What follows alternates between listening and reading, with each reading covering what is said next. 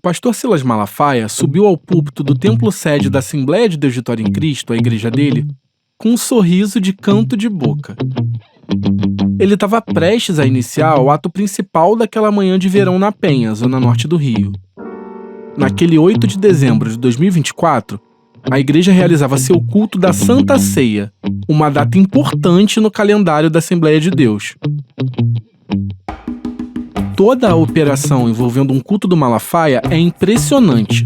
São dezenas de obreiros uniformizados por todos os lados, desde os manobristas dos carros que engarrafam a rua do templo, até os responsáveis por recolher dízimos e ofertas com envelopes e dezenas de maquininhas de cartão. E mais uma vez eu tava lá pessoalmente para conferir. Dá pra descer aqui? Sai por esse lado aqui. Alguns desses obreiros são destacados exclusivamente para ficar na porta cumprimentando os fiéis. Por algum motivo, um deles até apertou a minha mão quando eu cheguei, coisa que ele não estava fazendo com as outras pessoas. O Malafaia recebeu uma plateia em êxtase após a apresentação da banda da igreja. Com direito a show de luzes e visual caprichado, o Pocket Show tinha uma estética de música pop, mas era para reproduzir sucessos gospel, como a música Galileu, do astro Fernandinho. Aquilo ali nem lembrava uma igreja.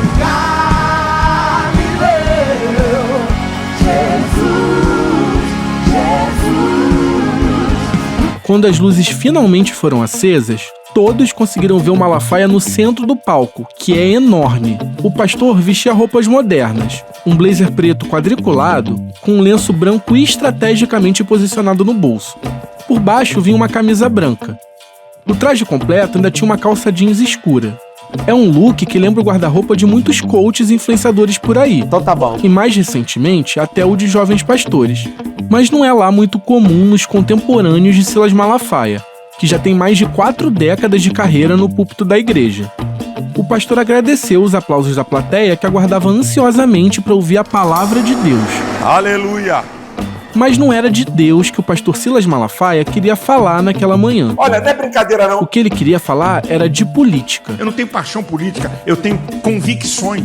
Mais especificamente, do projeto que idealizou para ser cada vez mais relevante na extrema-direita brasileira.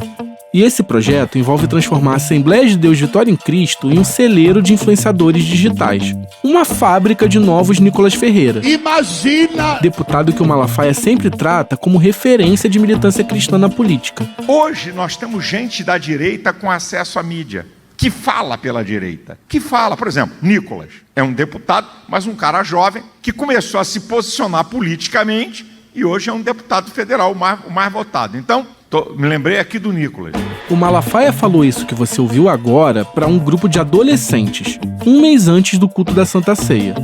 Foi no Stronger 2024, o evento que reúne os jovens da igreja dele. O pastor participou de um painel para responder perguntas de algumas dezenas de adolescentes de todo o país que tinham vindo para o evento. Falou de tudo, desde como conheceu a esposa Elisete até das dificuldades financeiras do início da carreira como pastor. Mas o recado que ele queria mesmo passar era de que os adolescentes da igreja tinham que se engajar na militância da extrema-direita. O pastor pensou uma forma inusitada de incentivo, um concurso. O objetivo era estimular os adolescentes da igreja a se lançarem como influenciadores digitais. Se você imaginou que a ideia era revelar novos pregadores da palavra de Deus, não podia estar mais enganado. Tá certo isso? O Malafaia prometeu dar um notebook de última geração pro autor daquele que julgasse o melhor vídeo curto. Mas eu vou deixar o próprio pastor explicar o que estava procurando. Faz um vídeo, é um treinamento para você. Faz um vídeo, essas demandas todas, ideologia de gênero, ativismo gay. É tudo aí que você entender. Política, tá? Direita, esquerda, o que uma defende, o que a outra não defende. O Malafaia dedicou o grande momento do culto da Santa Ceia para anunciar os vencedores desse concurso. Pouco depois, no final do culto desse dia, ele chegou a falar isso aqui. A melhor e a maior frutificação que eu e você podemos produzir é pregar o evangelho, ganhar vidas para Cristo e discipular. Você ouviu? É como se conquistar uma alma para Deus fosse o maior fruto que um cristão pode semear na vida. Mas os vídeos premiados só usavam a Bíblia com um objetivo: justificar ataques à esquerda. O pastor tinha prometido dar só um prêmio, mas acabou decidindo presentear 3 adolescentes, e até com dinheiro. Os 3 primeiros eu achei que eles foram tão bons que qualquer um deles podia ser o primeiro, que aí eu estabeleci o seguinte: o primeiro lugar vai levar um laptop, o segundo vai levar 1.500 prata e o terceiro 1.000 conto. Ninguém ali estava muito preocupado com a exposição desses menores. Os vencedores foram anunciados nos telões. Os vídeos foram exibidos para todos os fiéis, tanto os presentes quanto os que assistiam de casa pela internet. O telão divulgava o nome, a foto, a cidade e até a arroba de cada um dos adolescentes nas redes sociais. E aí vai um resuminho do que eles falaram para ganhar o concurso. Eu já vou te falar 3 mentiras que o feminismo te conta. Países comunistas como a China, por exemplo, não aceitam a pregação do verdadeiro evangelho. Sabe por quê? Porque não existe paralelo entre comunismo e cristianismo. Por isso, Jesus não era comunista. O feminismo não é apenas sobre igualdade e empoderamento.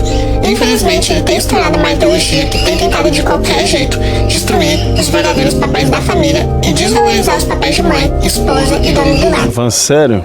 Os vencedores tinham respectivamente 17, 16 e 15 anos no momento da premiação.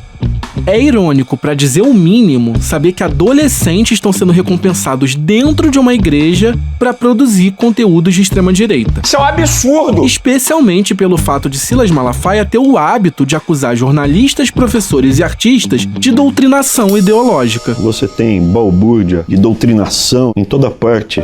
Eu sou o Igor Melo, repórter investigativo do ICL Notícias. E nesse episódio eu vou te contar o projeto de poder de Silas Malafaia para se consolidar como o principal ideólogo da extrema-direita brasileira. E quem sabe algo mais que isso. Também vou te mostrar como um casamento sacramentou a aliança do Silas Malafaia com Jair Bolsonaro. E ainda como o pastor acumulou poder e influência ao mergulhar de cabeça na extrema-direita, ajudando até a ditar os rumos do país nos momentos mais dramáticos dos últimos anos. E ainda vou revelar o papel que o Silas Malafaia teve enquanto o Bolsonaro tramava um golpe de Estado em 2022.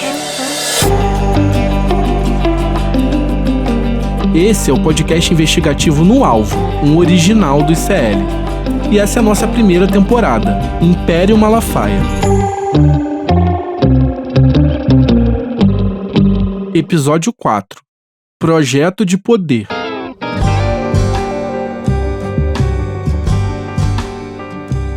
Antes de mais nada, eu tenho que confessar uma coisa. Eu não esperava me deparar com um concurso quando decidi ir no culto do Malafaia.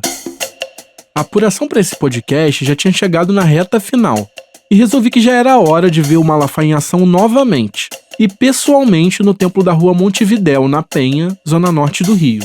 Isso porque eu já tinha estado em vários outros cultos do pastor, mas sempre quando ele convidava políticos e autoridades. Sempre mais fácil. Eu preciso voltar rapidinho no tempo, para uma visita do presidente Jair Bolsonaro nessa igreja do Malafaia há 2 semanas da eleição de 2022. Oficialmente, era para prestigiar o aniversário do Malafaia, mas na prática foi um ato de campanha. O Bolsonaro foi saudado aos gritos de mito pelo público da igreja. Boa noite a todos. Naqueles dias, o meio evangélico já estava em alerta por conta das denúncias de uso de igrejas a favor do Bolsonaro. Por isso, e também pela presença dos jornalistas que o próprio Malafaia convidou, o então presidente adotou um tom comedido no discurso. E é algo raríssimo. Mas não deixou de passar recados pensando na eleição. Para mim, seria muito mais fácil estar do outro lado da esplanada. Mas preferimos ficar ao lado da nossa consciência, da nossa crença e desse povo ao qual eu devo lealdade. Nessa época, a campanha do Bolsonaro tentava emplacar a narrativa de que a eleição era uma espécie de disputa espiritual. Eles queriam evocar um pânico moral que costuma ser efetivo com o eleitorado evangélico. Ele até escalou a mulher, a Michele, para ficar na linha de frente dessa estratégia. Mas no culto do Malafaia foi o próprio Bolsonaro que virou essa chave. Tenho certeza que o bem continuará vencendo o mal. Se o Bolsonaro foi até cuidadoso para os padrões dele, o discurso do Malafaia foi bem mais direto. E teve até pedido de voto, disfarçado de leitura bíblica, para driblar a fiscalização eleitoral. O Malafaia fez a leitura do trecho que você vai ouvir agora com um sorriso debochado no rosto. como uma criança que faz uma travessura. Eu vou deixar um versículo de saudação aqui, que está em Juízes capítulo 10, versículo 13. Eu estou lendo a Bíblia, hein? E depois dele se levantou Jair, gileadita, e julgou Israel 22 anos. Jair, 22, sacou? E para reforçar para o público que era mesmo uma indicação de apoio ao Bolsonaro, ele ainda arrematou. Estou lendo a Bíblia. Tá no livro, minha gente. Foi como se ele dissesse que votar no Bolsonaro estava na Bíblia. Isso não é verdade. A cara do Bolsonaro, que estava ao lado do Malafaia nessa hora, disse tudo. O presidente teve que se esforçar para não dar uma gargalhada. Tamanha a cara de pau do pastor. O Cláudio Castro, governador do Rio, que também estava no palco, não conseguiu se segurar. Deu uma risada com a situação. Esse culto é importante não só pela campanha quase explícita para o Bolsonaro, mas também porque nele o Malafaia resumiu muito bem o projeto de poder que ele está desenhando. Dá para resumir assim: os evangélicos devem atuar na política para impor os seus valores ao resto da sociedade. Não adianta chorar. Nós vamos influenciar sim. Nós somos cidadãos desse país. Se sindicalista influencia, se socialista influencia, se comunista influencia, nós vamos influenciar sim. Como eu já te contei lá no primeiro episódio, o Malafaia já apoiou políticos de todas as vertentes, inclusive da esquerda. Mas não se deixe enganar. Nos posicionamentos eleitorais ele até pode ser um camaleão, mas nos ideológicos ele sempre foi o mesmo, um extremista de direita. E é por isso que ele viu no Jair Bolsonaro um bilhete premiado para influenciar de verdade a política nacional. Muito antes do Bolsonaro deixar de ser só um sindicalista de milico e passar a abraçar a chamada pauta conservadora, o Malafaia já usava o programa de TV dele como plataforma para o nacionalismo cristão que ele sempre defendeu. Aliás, foi justamente por misturar política com pregação religiosa que ele fez sucesso na TV para começo de conversa. Eu não sou bolsomínio. Não foi o Malafaia que virou bolsonarista. Foi Jair Bolsonaro que virou o Malafaia e se aproximou cada vez mais do que pensa o pastor, vendo que podia colher dividendos eleitorais com essa nova versão. O senhor é católico, né? Sim. E católico praticante, né? Isso pelo que eu sei. Eu não vou muito à igreja, eu vou mais na igreja evangélica da minha esposa. O capitão desbocado, que se casou 3 vezes e confessou usar dinheiro público pra comer gente, Esse dinheiro do auxílio moradia eu usava para comer gente. encarnou a figura do cristão tradicional a partir de 2010. É só a gente comparar o que o Malafaia fala desde os primórdios do programa dele com o que o Bolsonaro só passou a dizer quando já mirava uma candidatura presidencial. A gente conclui o óbvio. O que o Silas Malafaia falava décadas atrás foi grande parte da plataforma vitoriosa que elegeu o Bolsonaro em 2018. As coincidências são muitas. Tiveram os ataques à Globo.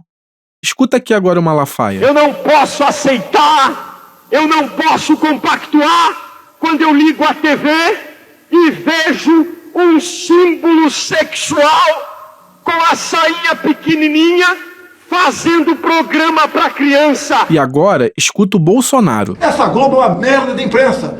Vocês são uma porcaria de imprensa. Você destrói a família brasileira, destrói a religião brasileira. Vocês não prestam. Tiveram também as manifestações de cunho racista. Escuta aqui o Malafaia primeiro. Que igreja é essa? Vocês vão aceitar que a dona Erundina faça macumbódromo em São Paulo? É diabódromo, não é macumbódromo, não! E agora, o Bolsonaro. Eu fui num quilombola em Eldorado Paulista.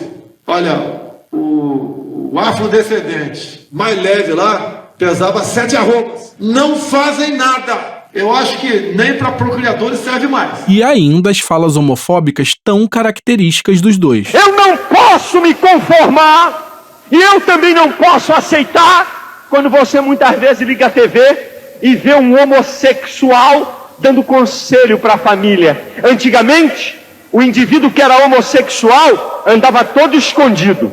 Ninguém pode descobrir, ninguém pode saber o que eu sou. Tinha medo?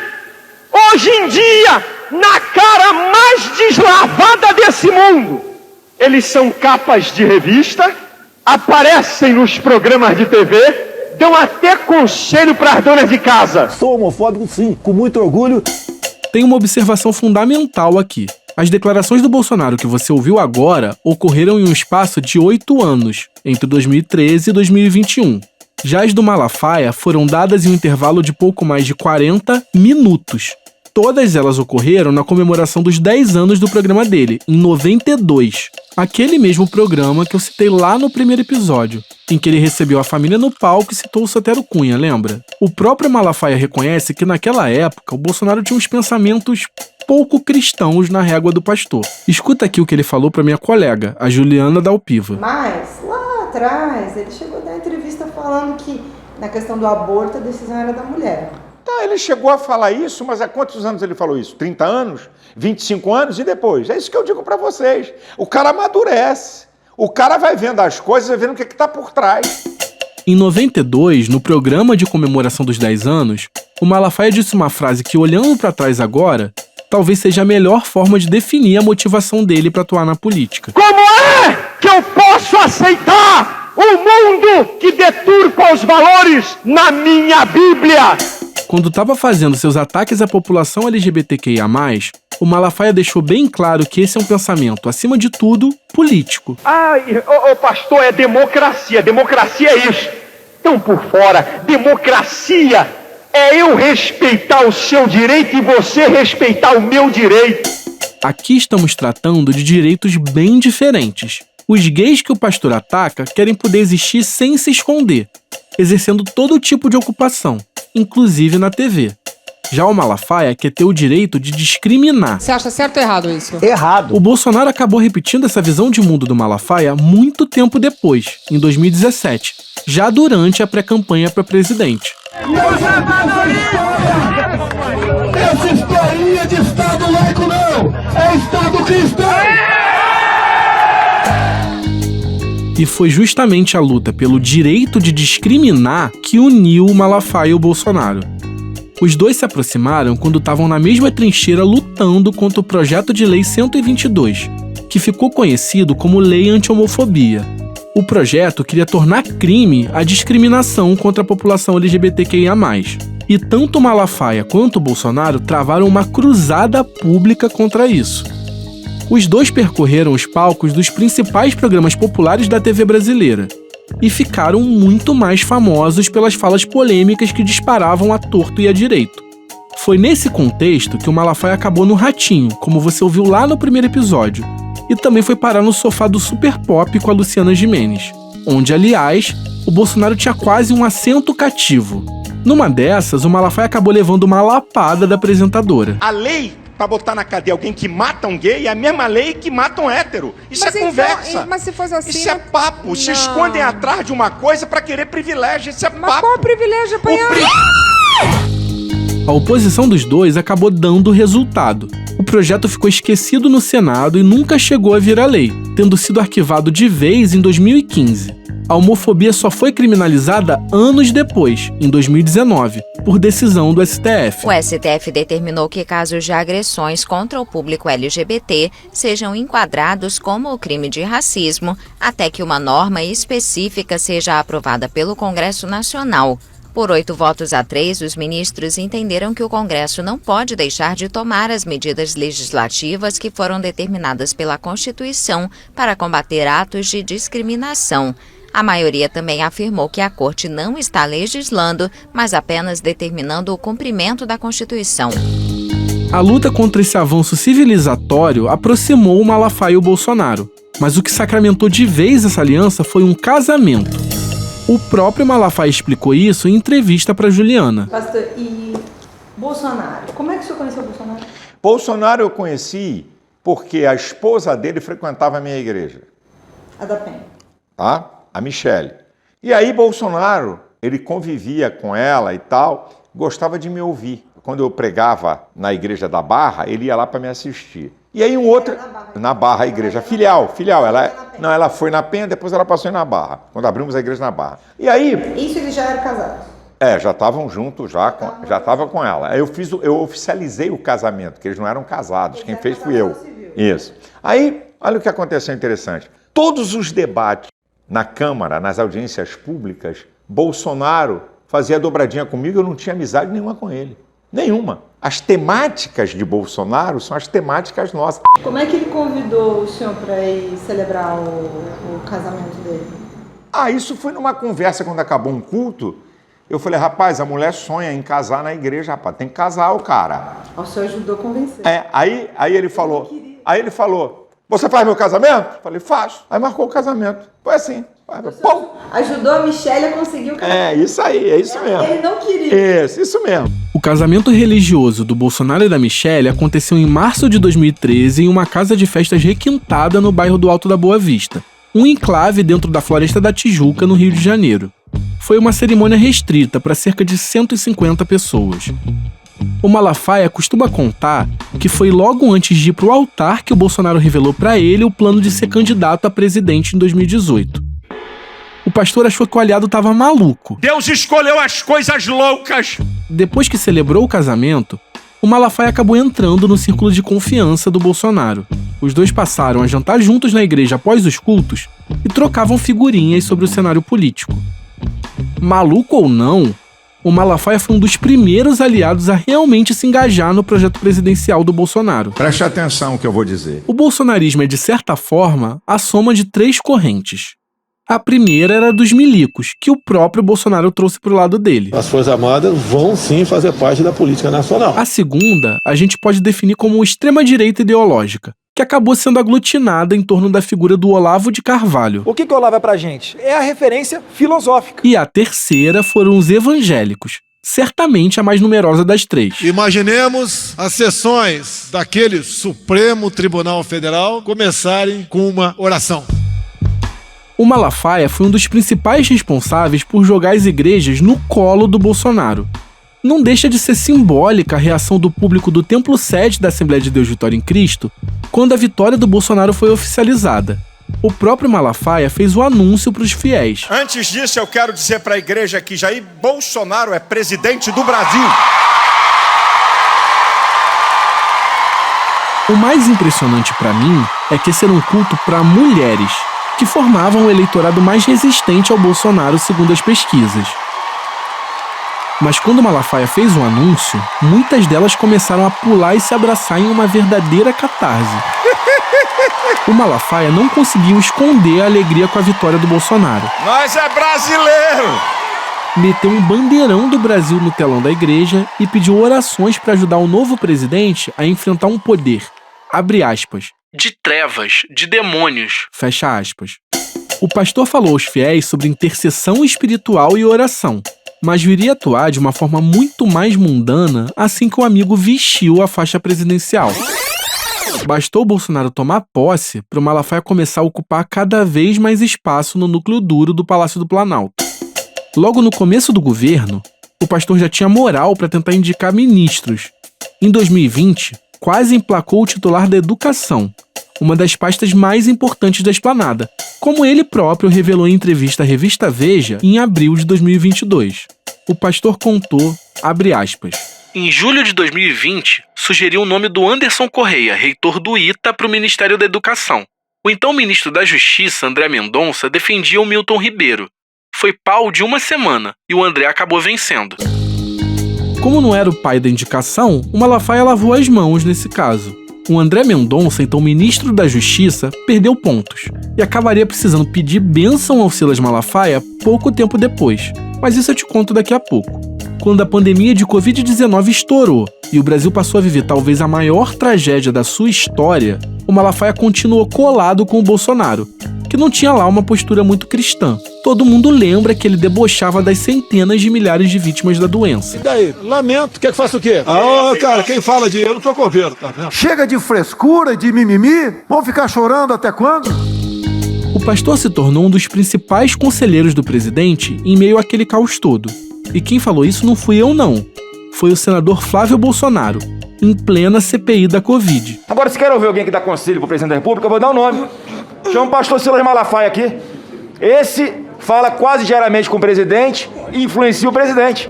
A pandemia, aliás, foi o estopim para o Malafaia abrir uma guerra contra o STF. e em especial com o ministro Alexandre de Moraes. O ditador da toga, Alexandre de Moraes. O ditador mor da toga, Alexandre de Moraes. Foi o Xandão que deu uma decisão proibindo o governo Bolsonaro de derrubar decisões de estados e municípios com medidas de restrição para o combate do coronavírus. Se o Supremo restabelecer o comando das ações da pandemia para mim, eu tenho pronto aqui o que faria poucas horas depois. Não falo agora, essa vai ser uma polêmica enorme, vai ser uma crítica muito grande contra a nossa pessoa. Isso interessava diretamente ao Malafaia. Mesmo com o vírus se espalhando e o número de mortes crescendo cada vez mais, o pastor bateu o pé e decidiu manter os cultos presenciais na igreja dele, contrariando as autoridades sanitárias, que proibiam eventos com aglomeração de pessoas. Vamos deixar de hipocrisia e de conversa que eu não vou diminuir culto, nem fechar a porta da igreja, porque eu entendo a importância da fé para a estrutura emocional para combater essa enfermidade. O assunto foi parar nos tribunais, e a Justiça do Rio proibiu a realização de cultos na Assembleia de Deus Vitória em Cristo em abril de 2020. A Justiça do Rio proibiu a igreja Assembleia de Deus Vitória em Cristo, liderada pelo pastor Silas Malafaia, de fazer cultos durante a pandemia do coronavírus em todo o estado. Um dia depois da decisão, o Malafaia foi para as redes sociais atacar os governadores do Rio e de São Paulo e acusar a imprensa de fazer alarmismo com a pandemia para minar o governo Bolsonaro. Estão se vitimizando. E fechou o vídeo assim. Pode se preparar aí, ó. Vão passar vergonha os profetas de caos. Não vai ter calamidade de mortes no Brasil. O que vai ter é o que acontece em qualquer pandemia de gripe normal. O número de pessoas que morreram de H1N1 no ano passado foram na ordem de 800 pessoas. A previsão é não chegar a essa quantidade de óbitos no tocante ao coronavírus. Errou. Como você sabe, o Brasil viveu sim uma calamidade nunca antes vista. Mais de 700 mil brasileiros morreram por conta da Covid-19. Escuta o epidemiologista Pedro Halal, da Universidade Federal de Pelotas. Esse é um dado que é estarrecedor, mas todas as vezes ele precisa ser mostrado. O Brasil tem 2,7% da população mundial. E desde o começo da pandemia, o Brasil concentra praticamente 13% das mortes por Covid no mundo. No dia de ontem, 1 de cada 3 pessoas que morreram por Covid no mundo foi no Brasil. Portanto, é tranquilo de se afirmar que 4 de cada 5 mortes no Brasil estão em excesso, considerando o tamanho da nossa população. Se nós tivéssemos na média, um aluno que tira nota média na prova, nós teríamos poupado 400 mil vidas no Brasil. Em resumo, pesquisas apontam que cerca de 400 mil vidas podiam ter sido poupadas se o Bolsonaro não tivesse boicotado as medidas de combate ao vírus e a vacinação. Mas ele preferiu dar atenção pra gente tipo Malafaia do que aos cientistas. Aproximadamente 70% da população vai ser infectada. Não adianta querer correr disso, é uma verdade. O vírus vai atingir 70% da população. Infelizmente é a realidade. Uma chuva vem, você vai se molhar. 70% aproximadamente das pessoas serão infectadas. 60% dos brasileiros já foram ou serão infectados. 60% a 70% da população vai ser infectada. O vírus, não temos dúvida, vai atingir pelo menos 70% da população. Vai atingir no mínimo 70% da população. Você está trazendo que o vírus está em você, porque não adianta que vai pegar. 70% vai se contagiar. No mínimo 70% vai pegar. Não tem que fechar nada. A hidroxicloroquina. Eu não vou tomar vacina. Eu não vou tomar. Eu não vou tomar. Eficaz dessa máscara faz essa máscara protege bolhufas. Eu tenho que estar do meio do povo. Inclusive, Queiroga, sem máscara. Essa condução desastrosa da pandemia fez a popularidade do Bolsonaro despencar e provavelmente custou a reeleição dele. Enquanto o Bolsonaro estava preocupado em fazer motociata e provocar aglomerações andando sem máscara por aí, ele era pressionado pelo Malafaia e outros líderes evangélicos por mais espaço no governo. A joia da coroa que esses pastores buscavam era uma cadeira no Supremo Tribunal Federal.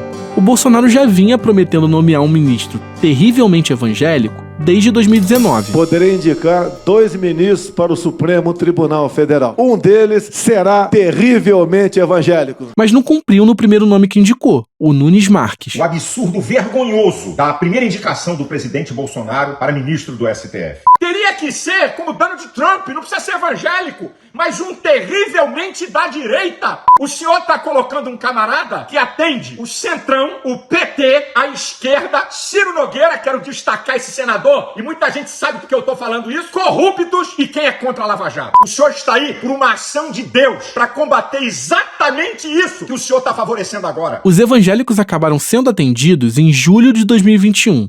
O indicado foi ninguém menos que o André Mendonça. Mais que um terrivelmente evangélico. Se Deus quiser, nós teremos lá dentro um pastor. Hoje, para mim, para todos nós, para os cristãos, também é um dia bastante feliz. No dia de ontem, conseguimos enviar para o Supremo Tribunal Federal um homem terrivelmente evangélico. Um compromisso nosso de mandar para a Suprema Corte uma pessoa que tem Deus no coração. Depois de um nome do Centrão, Bolsonaro queria agora um evangélico. O pastor presbiteriano André Mendonça é o indicado, disse Bolsonaro durante reunião ministerial. A aprovação do Mendonça no Senado não foi fácil.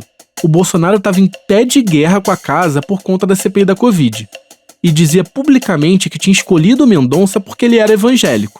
O Mendonça ainda teve uma passagem conturbada pelo Ministério da Justiça, marcada por usar o poder do cargo para perseguir críticos do presidente. O Ministério da Justiça, um departamento do Ministério da Justiça resolveu investigar, a palavra é essa, 579 pessoas, na maioria profissionais ligados à área de segurança, que se identificaram ali como um grupo de policiais antifascistas. Uma investigação extrajudicial que não tem acompanhamento do Ministério Público, não tem acompanhamento de nada. É uma espécie de trabalho de espionagem das pessoas.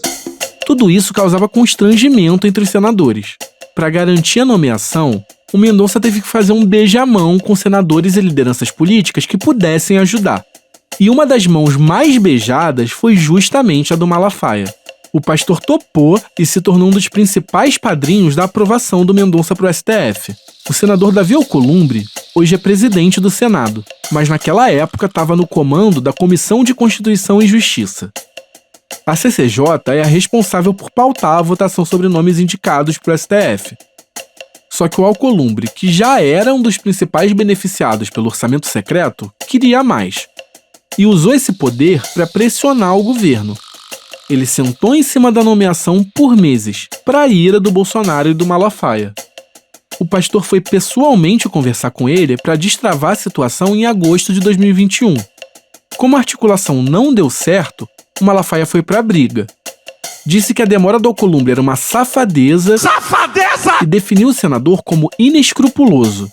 Nem a aprovação do Mendonça em dezembro de 2021 baixou a temperatura.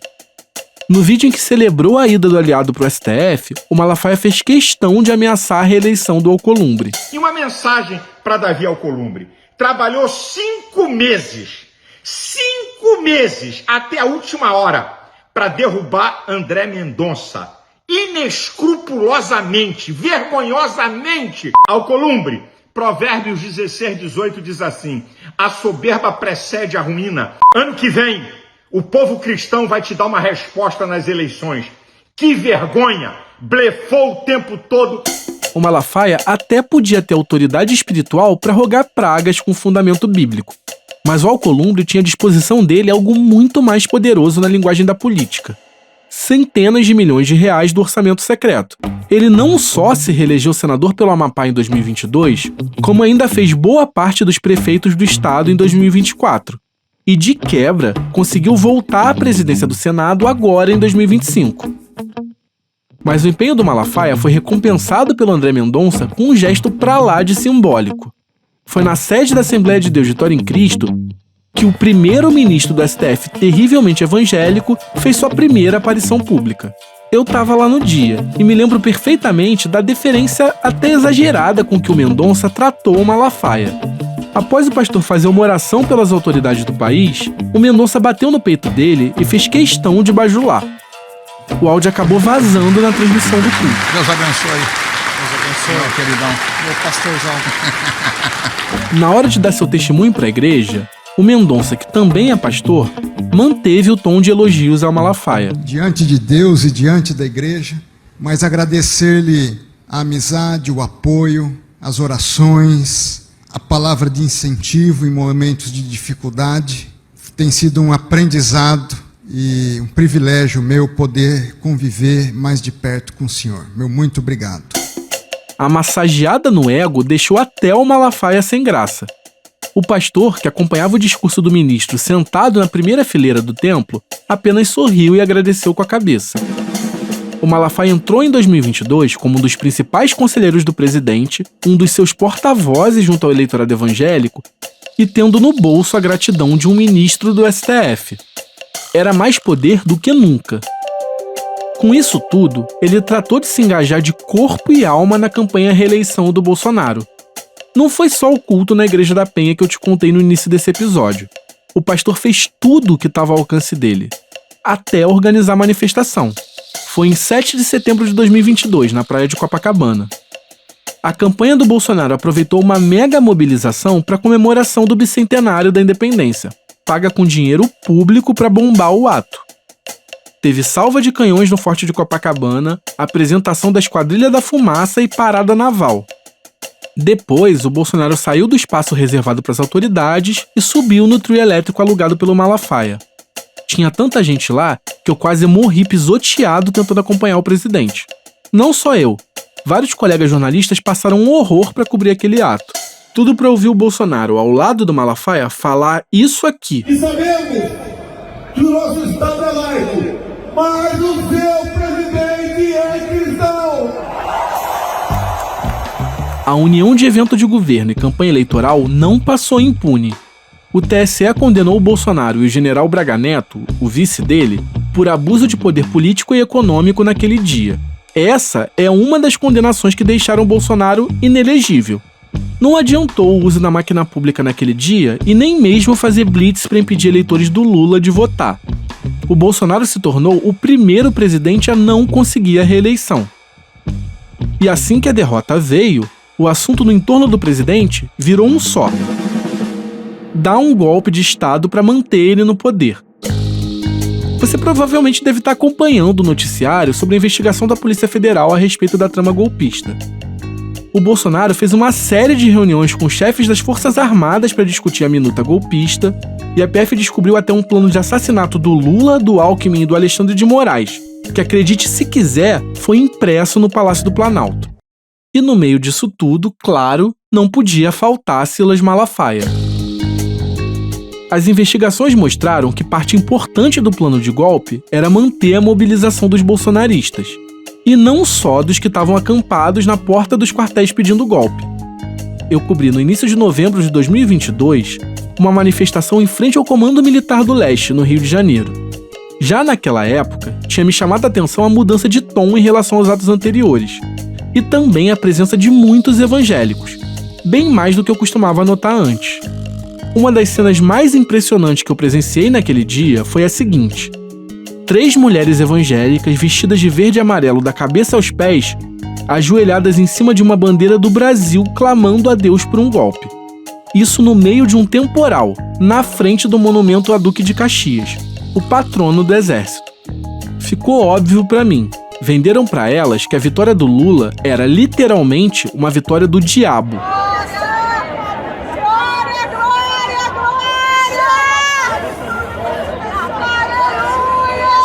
Uma guerra do bem contra o mal. Porque é uma luta do bem contra o mal. Não é uma luta da esquerda contra a direita.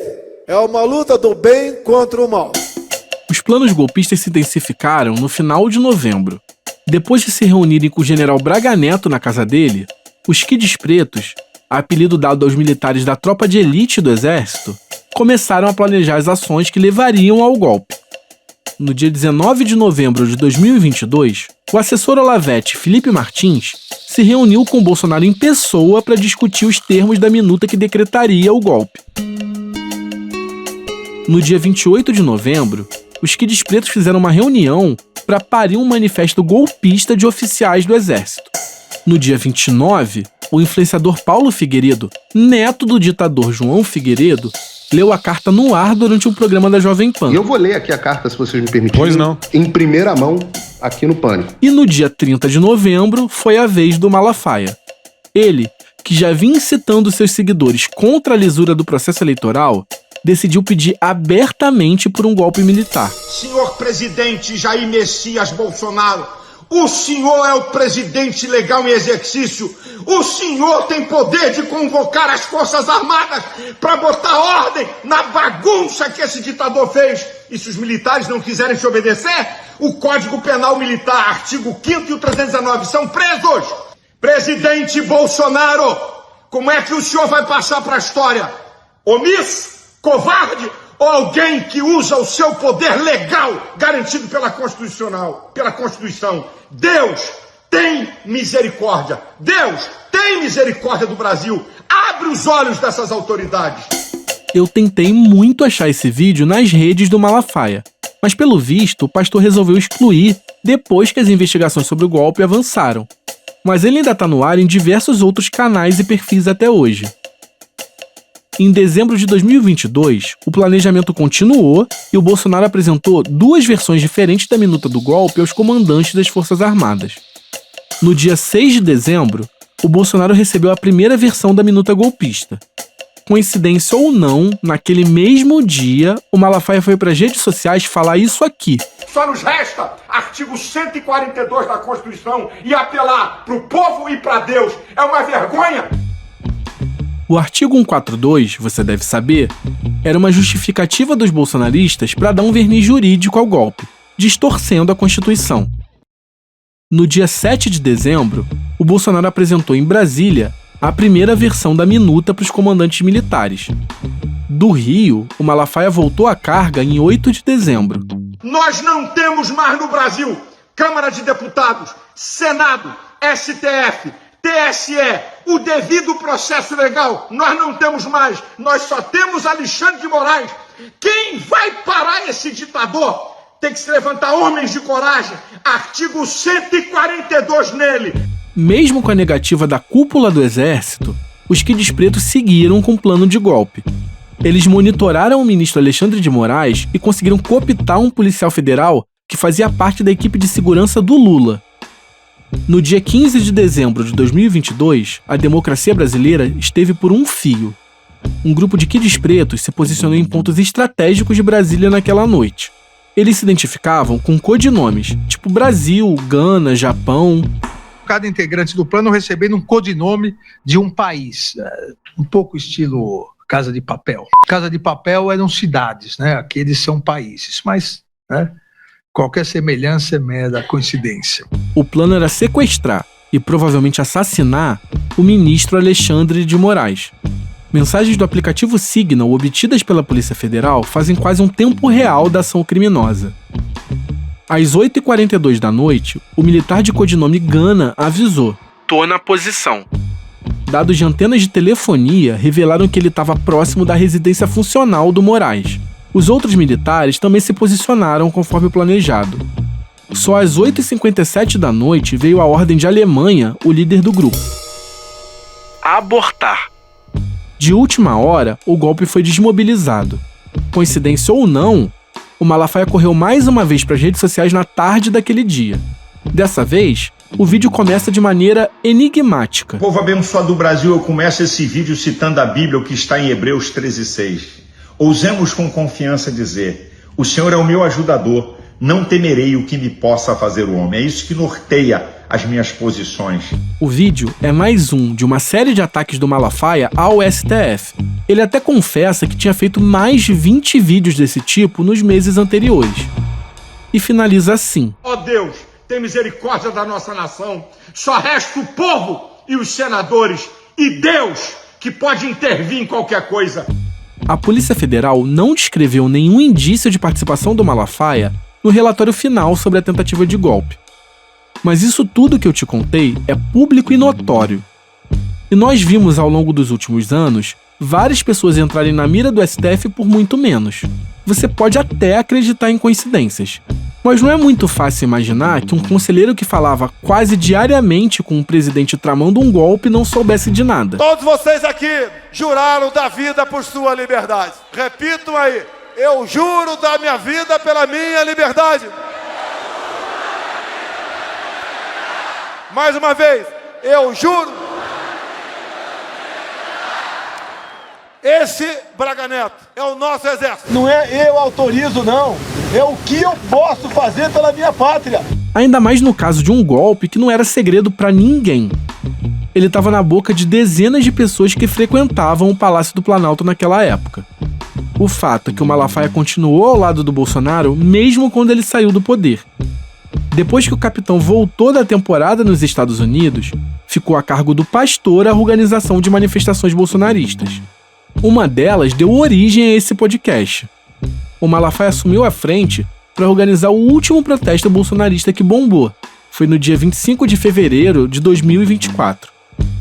10 dias antes do protesto, o Malafaia chamou a imprensa em Brasília para detalhar como ia ser a organização. E aí ele soltou a bomba. O ato seria pago com dinheiro da AVEC, a Associação Vitória em Cristo, que rendeu tantas histórias esquisitas ao longo desse podcast. A entidade que nós somos responsáveis, no nosso estatuto, prevê que essa entidade pode fazer manifestações públicas. Então, os recursos são exclusivos da Associação Vitória em Cristo. Não tem recurso de político, não tem recurso de caixa 12, ou sei lá de onde quer que seja. O fato de uma entidade mantida com ofertas de fiéis de uma igreja bancar um ato em defesa de golpistas escandalizou muita gente. Logo começaram as cobranças por uma investigação. E aí o Malafaia resolveu recuar.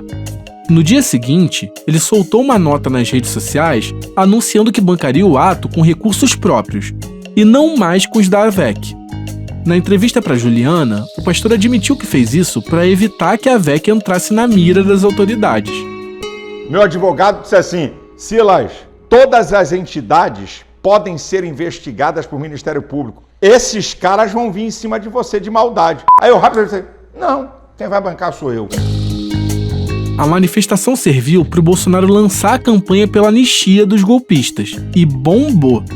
Segundo os pesquisadores da USP, chegou a reunir 185 mil pessoas na Paulista.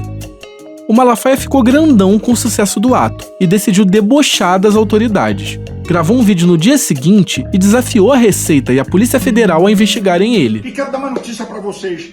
Eu tenho um imposto de renda na minha declaração, eu posso pagar outras manifestações, não é só essa não. Eu tenho recurso para isso. Eu sou rica! Olha, vem, pode vir. Pode vir Polícia Federal, Receita Federal. Receita Federal sabe da minha renda. Apesar do desafio, nenhuma investigação das autoridades sobre o envolvimento do Malafaia no patrocínio das manifestações avançou. Mas agora você sabe um pouco sobre a renda que ele tem. E também tem respostas que o pastor nunca quis dar sobre a vida financeira dele, tipo a confusão patrimonial entre a AVEC e o CPF dele. Mas para responder tudo, só com uma investigação policial. Tá, mas o que o Malafaia tá planejando pro futuro? Eu podia brincar dizendo que o futuro a Deus pertence. E não deixaria de ser verdade. É difícil prever muita coisa no Brasil, especialmente na política, e ainda mais com o Malafaia. Mas uma coisa eu posso te garantir. O plano de influenciar cada vez mais ainda tá de pé. Ou será que o plano é mais do que isso? Quando eu tava finalizando o roteiro desse episódio, começaram a pipocar na imprensa algumas notícias curiosas. A PF descobriu nas mensagens do celular do Mauro Cid, o ex-ajudante de ordens do Bolsonaro, uma discussão interessante. Era uma conversa em janeiro de 2023 entre o Cid e outro integrante do núcleo duro do Bolsonaro. Eu tô falando do Fábio Van Garten, advogado e um dos principais assessores do Bolsonaro. Ele também chefiou a SECOM durante o governo do capitão. O Cid e o Van Garten estavam especulando sobre os nomes que a direita podia lançar em 2026 caso o Bolsonaro ficasse inelegível. E aí o Van Garten disparou: "Vou meter o Malafaia, pode escrever." O Van Garten apostava que o Malafaia podia vingar como um outsider, um candidato de fora da política tradicional, e que, ao lado de um posto Ipiranga, eles iriam atrair o empresariado e o agro. Depois dessa história, outras notas de bastidor, que no jargão da imprensa nós chamamos de off, vieram a público. Dessa vez especulando o Malafaia como um possível candidato a vice em uma chapa encabeçada pela Michelle Bolsonaro. E a Juliana, minha colega aqui no ICL Notícias, foi apurar essa história pra gente.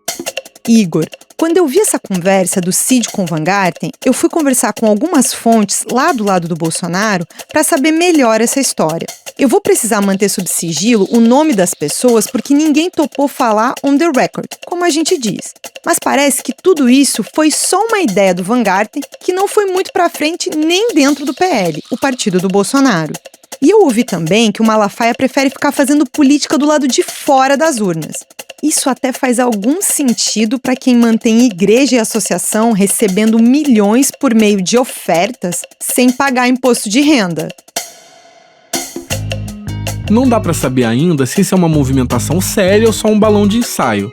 Mas quem diria que alguém que vivia de falar polêmicas em programas de auditório ia ser cotado como integrante de uma chapa presidencial, não é? Nós já vimos esse filme antes. Jair Messias Bolsonaro! Quando isso aconteceu com Jair Bolsonaro, o país todo foi pego de surpresa. Só alguns anos depois, quando ele já estava no poder, a imprensa conseguiu investigar o passado e a vida financeira dele. Mas agora você já conhece quem Silas Malafaia é de verdade. Sabe das contradições, da vida financeira cheia de histórias mal explicadas e das posições políticas controversas, para dizer o mínimo. Esse foi o podcast investigativo No Alvo, um original do ICL. E essa foi nossa primeira temporada, Império Malafaia. Tem muitas pessoas a quem eu queria agradecer ao fim desse projeto, mas a principal delas é você quem nos ouve. Foi incrível contar com o apoio e o estímulo de cada um de vocês ao longo dessa jornada. Nos vemos em breve, nesse mesmo bate-horário e nesse mesmo bate-canal. Até a próxima!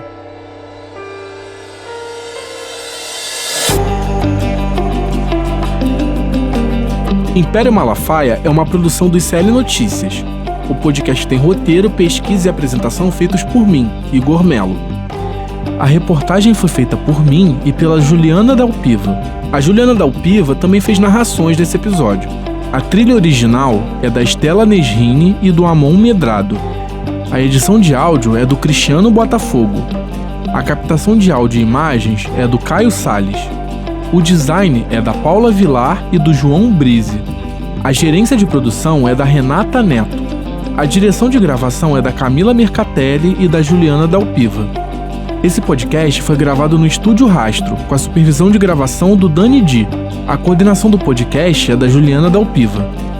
Agradecimentos a Maurício Arruda e Giacomo Degani. Esse episódio usou áudios do canal da Advec no YouTube, do canal Notícias do Governo Brasileiro no YouTube, do programa Renascer, da TV Band Vale, do portal Opera Mundi, da Câmara dos Deputados, do perfil do PSOL no X, do programa Super Pop da Rede TV, do Facebook da Advec, do Jornal Nacional da TV Globo, do portal UOL, do RJTV da TV Globo, do Facebook de Silas Malafaia, da CNN Brasil, do perfil de Igor Melo no X e do perfil da TV O Foco no TikTok. Pessoal, mais uma vez eu tenho que fazer uma parte aqui para dar os créditos das vírgulas sonoras que o nosso editor Cristiano Botafogo usou nesse episódio. Foram áudios de Felca, de Abraham Weitraub, de Fernando Haddad, do SBT News do SBT, de Flávio Bolsonaro, de Jair Bolsonaro, do site Pleno News, da Globo News, da agência de notícias AFP, do site Poder 360, de Eduardo Bolsonaro, do canal Porta dos Fundos, da TV Senado, da TV Brasil, da Rádio Band News FM, da Rádio Itatiaia, do perfil Desmentindo Bolsonaro, do programa Pânico da Rádio Jovem Pan, da TV Justiça e do Portal Terra.